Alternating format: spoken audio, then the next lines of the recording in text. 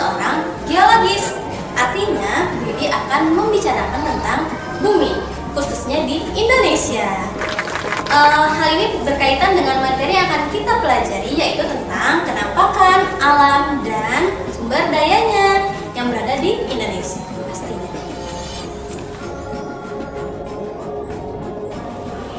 Sebagaimana yang teman-teman ketahui, bahwasannya Indonesia ini terbentang dari Pulau Sabang sampai Pulau Merauke. Nah, jumlahnya itu lebih dari ratusan pulau, di mana sepanjang bentang Indonesia itu terdapat berbeda-bedanya kenampakan alam. Seperti apa? Nah, dengan luas Indonesia sekitar 50 juta kilometer persegi, terdapat beberapa kenampakan alam, meliputi dataran tinggi, dataran rendah, pegunungan, atau bukit. Nah, wilayah berikutnya terdapat perairan, meliputi laut, pesisir pantai, semenanjung, teluk, selat, rawa, dan sebagainya yang berkaitan dengan air.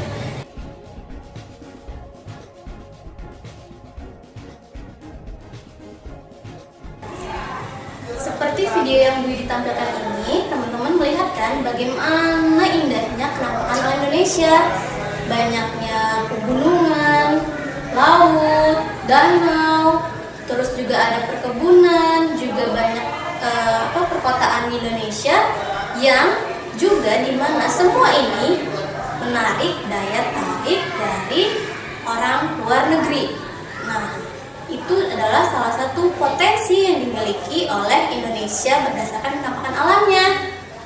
Nah, apa aja sih potensi lainnya yang dimiliki oleh Indonesia? Kita simak berikut ini.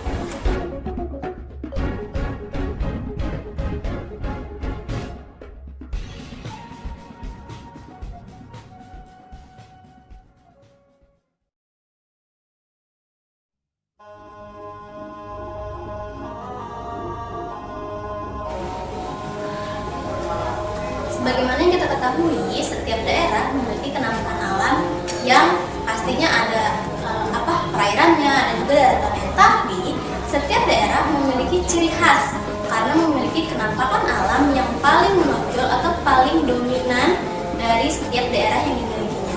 Walaupun mereka satu provinsi, tapi pecahan dari bagian daerah di provinsi tersebut ada yang paling dominan lagi. Tidak mesti satu provinsi semuanya pegunungan, tidak, tapi pasti juga ada perairannya. Betul? Nah, kita simak beberapa wilayah yang memiliki dominansi dari berbagai daerah di Indonesia. Kenampakan alamnya yang pertama adalah kita ke pulau paling timur dulu, ada Sulawesi. Nah, Sulawesi ini kalau kita lihat dari di atas permukaan laut, dia begitu banyak perairannya. Yang teman-teman kenal juga ada Taman Wisata Laut Bunaken. Nah, di Pulau Jawa terdapat kenampakan alam yang paling menonjol adalah daratan dibandingkan dengan perairannya. Paling banyak yang kita bisa lihat adalah hijau-hijaunya. Nah, kalau hijau itu adalah banyaknya pegunungan gitu. Di Jawa itu ada dataran tingginya. Yang paling terkenal apa, teman-teman? Yaitu dataran tinggi Dieng. Di sana itu sejuk. Nah, udara yang sejuk juga banyak yang bisa dilihat di sana. Dan kedua hal tadi, baik Dieng maupun Bunaken itu dijadikan sebagai tempat wisata. Artinya kedua tempat ini memiliki potensi sebagai tempat wisata.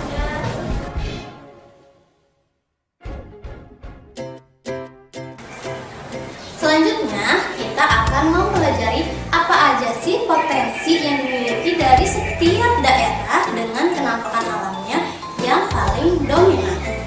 Nah, potensi ini bisa menjadi sumber daya alam. Apa itu sumber daya alam?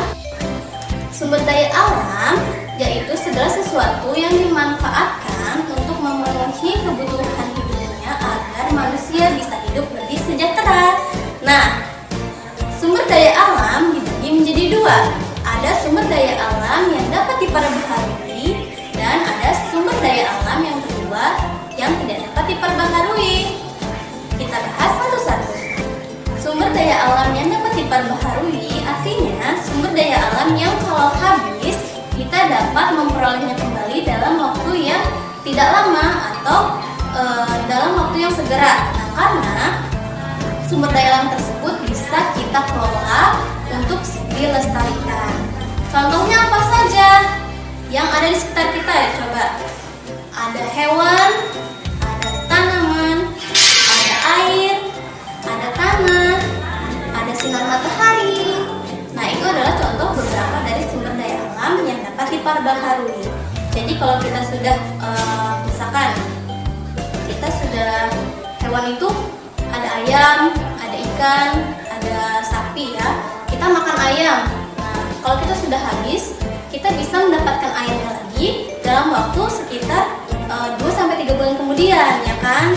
Nah, kalaupun sama seperti tumbuhan, sayur-sayuran misalkan, kalau sudah habis kita bisa tanam kembali, kemudian dalam waktu misalkan 2-3 minggu kita bisa memperoleh kembali sayuran yang kita inginkan. Nah, itu adalah contoh dari sumber daya alam yang dapat diperbaharui. Yang kedua, ada sumber daya alam yang tidak dapat diperbaharui. Nah, seperti apa? Sumber daya alam ini apabila sudah habis, kita akan kesulitan untuk mendapatkannya dalam waktu singkat. Karena proses untuk mendapatkannya itu membutuhkan waktu yang sangat lama, bahkan sampai ratusan juta tahun lamanya. Contohnya apa? Seperti yang sudah pernah kita bahas kemarin, ada batu bara, ada minyak bumi, ada nikel, ada emas, ada gas alam. Hal tersebut termasuk dalam hasil tambang. Kenapa? Karena dalam penambangan tidak mudah untuk mendapatkannya. Kita butuh waktu dalam pembentukan dari tambang ini, gitu. Tambang ini kan dihasilkan dari fosil-fosil zaman dulu atau seperti minyak bumi itu dari fosil. Itu kan kita butuh proses dari fosil sampai menjadi minyak bumi. Nah, itu butuh waktu yang sangat lama. Jadi kita tidak bisa mendapatkannya dengan segera. Artinya hasil tambang itu termasuk sumber daya alam yang tidak dapat diperbaharui. Kenampakan alam tersebut dimanfaatkan oleh manusia. Nah, seperti tadi sumber daya alam tadi kan memenuhi kebutuhan hidup untuk manusia hidup lebih sejahtera. Nah, penampakan alam tersebut dimanfaatkan oleh masyarakat sekitar, tergantung dari apa yang paling dominan dari daerahnya. Contohnya, kita berada di daerah Madura. Madura Jawa itu ada di lautan. Nah, lautan itu dimanfaatkan oleh warga sekitar untuk penambakan garam. Nah, artinya daerah Madura itu bisa menghasilkan garam dalam jumlah yang banyak. Kemudian kita balik lagi ke Sulawesi. Nah, di sana kan sebagai perairannya yang paling dominan. Nah, banyak komunitas kota setempat menjadikan Bunaken tempat wisata. Nah, kedua tempat tadi baik di Madura ataupun di Bunaken menjadi contoh bahwasannya masyarakat sekitar bisa mendapatkan mata pencahariannya yang tadi menjadi petambak garam, artinya dia menjadi petani garam, profesinya sebagai petani garam. Ketika kita ke Bunaken, orang-orang sekitar banyak yang menjadi pemandu wisata Taman Laut Bunaken. Artinya mata pencahariannya adalah Bunaken. Nah, kondisi alam tersebut mempengaruhi mata pencaharian. Terus ada lagi contohnya misalkan di daerah dataran rendah seperti di perkotaan. Itu akan berbeda dengan yang ada di dataran tinggi ataupun yang ada di perairan. Karena dari kenampakan alam yang ada di sekitar itu, teman-teman bisa melihat apa saja sih potensinya. Di perkotaan misalkan ada apa? Adanya tanah, gitu. Tanah kan bisa dapat diperbarui. Nah, tanah ini difungsikan oleh masyarakat sebagai tempat tinggal, sebagai tempat usaha, atau sebagai lahan untuk menanam misalkan. Nah, di daerah perkotaan itu tidak ada yang menjadi petani, tapi ada yang jadi orang kantoran, ya kan? Ada yang jadi pengusaha, ada yang jadi guru, ada yang jadi jurnalis mungkin yang menyiarkan kehidupan masyarakat perkotaan. Itu seperti itu. Mata pencaharian di daerah perkotaan atau di dataran rendah beda dengan yang di pegunungan dan yang ada di Penampakan alam yang memiliki potensi sumber daya alamnya yang berbeda-beda dari tiap daerah dan mempengaruhi mata pencaharian dari daerah tersebut dikarenakan ada penampakan yang paling menonjol di setiap daerahnya. Ya, jadi mata pencaharian bisa dicari dari potensi sekitarnya, dan itu akan membuat kehidupan masyarakat sekitar menjadi lebih sejahtera. Nah, sekarang kita lihat potensi yang ada di sekitar sekolah Al-Quran. Apa aja sih? Kita lihat.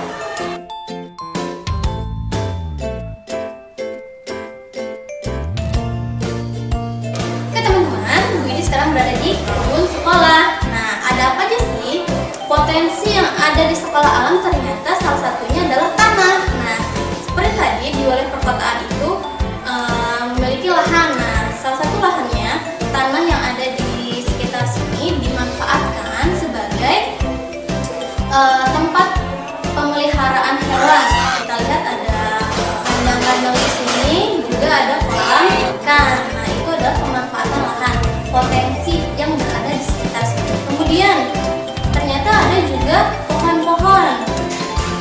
Teman-teman kan tahu kertas itu berasal dari pohon. Nah, alangkah baiknya kita bijak menggunakan sumber daya alam yang dapat diperbaharui yang berasal dari tumbuhan ini, gitu ya. Jadi ada istilah go green kan. Nah, itu kenapa kita harus hemat atau bijak dalam menggunakan kertas karena berasal dari tumbuhan. Memang sih bisa kita perbaharui, tapi kita tidak bisa terus-menerus menebang pohon, ya kan, karena akan ada dampak negatifnya. Kemudian setelah kita ketahui potensinya, ternyata itu bisa menjadikan sebuah mata pencaharian bagi orang-orang yang ada di lingkungan sekitar sekolah. Ada apa saja tadi? Yang menjaga kandang itu bisa disebut sebagai peternak, ya kan? Kemudian yang ada peternak hewan, ada juga peternak ikan. Nah, juga ada tanaman-tanaman. Nah, bisa disebut sebagai petani sayur. Nah, itulah profesi atau mata pencaharian akibat dari kenampakan alam yang ada di sekitar sekolah alam. Seperti itu teman-teman. Dan sudah pasti ya, karena ada lahan, ada sekolah, salah satu profesinya adalah sebagai guru.